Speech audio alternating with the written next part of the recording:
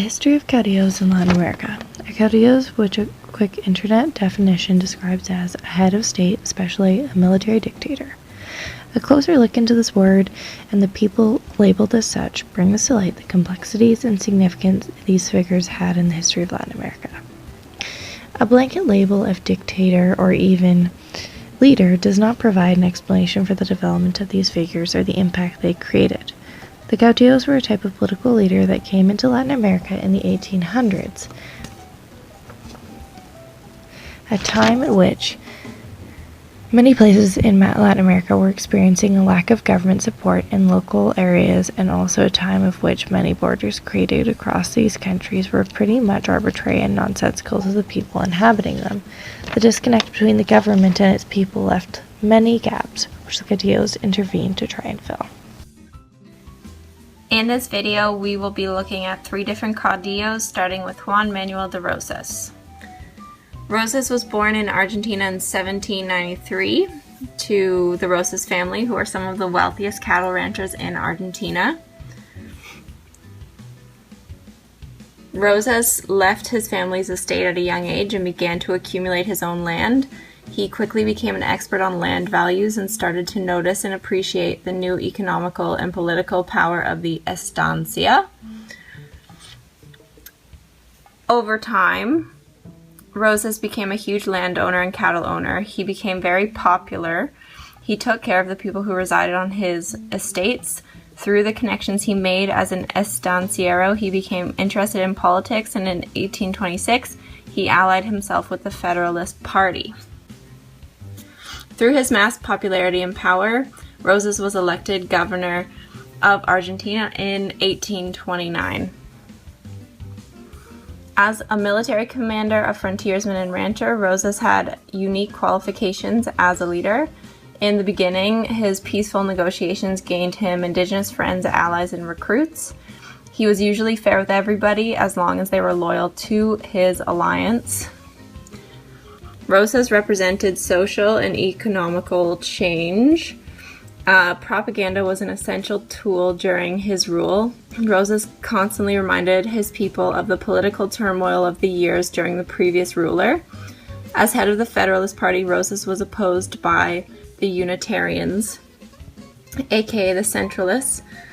Rosas claimed that the Unitarians brutalized public life, and he did not want this to happen again in Argentina, so he demanded total sovereignty. With this new power, Rosas became a ruthless dictator. He did whatever he wanted. He made new laws, changed the laws however he wanted, and applied them without consulting other members of government. He even forced men to wear badges that read, "Long live the Argentine Confederation, death to savage Unitarians." He started to blur the lines of Federalists and Centralists and started to kill people who considered themselves his allies. Rosas' 17-year-long dictatorship finally came to an end in 1852. A coalition of Brazilians and native Argentinians overthrew Rosas. Rosas was forced to flee to England, where he spent the last years of his life as a farmer. Antonio Lopez de Santa Anna of Mexico is another example of a typical caudillo in Latin America's history. He held power 11 different times over a 22-year period, from 1833 to 1855, and often left his position in disgrace. Santa Anna is mainly remembered for his loss of about half of Mexico's territory, including Texas, to the United States during the Texas Revolution and Mexican-American War. He held conflicting ideological principles throughout his career, from liberal to conservative. He is representative of a typical caudillo, and that he gained fame as a military leader and was backed by the military, was aligned with the upper class, and was concerned with maintaining power, as he would support one ideology one term and oppose it the next if it would keep him in power. José Antonio Paez was born in 1970 in present-day Venezuela. He was not born to a wealthy family, and he worked tending cattle before his rise to power. He was a skilled horseman, and in 1913 he joined a Western Republican army. fighting from independence against Spain as a sergeant.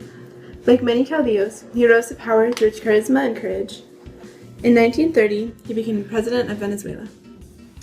Even today, Caudilloism has become present in America's history once again with the President-elect of the United States, Donald Trump.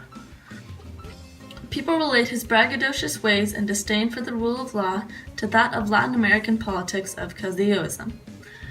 While the rule of Caudillos has not always been beneficial to the people themselves, the new social and political systems that fell into place after the revolutions paved the way for the next generation of dictators who would come to rule and shape it into the Latin America we know today.